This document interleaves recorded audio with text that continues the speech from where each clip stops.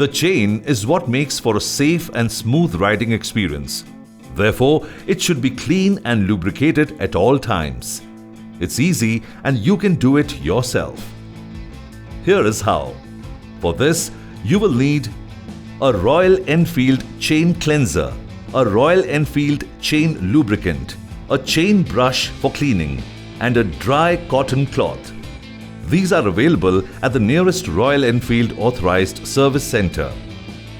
First, place the motorcycle on the center stand on a firm and flat surface.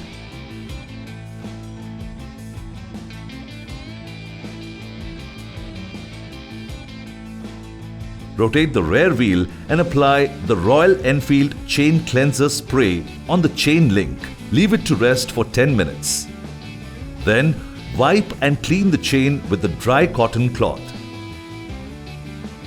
Rotate the rear wheel again and apply the Royal Enfield chain lubricant spray on the chain surface.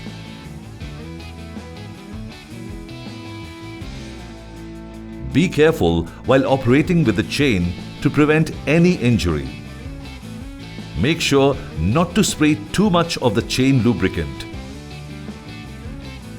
Always use the spray nozzle for safe and even application.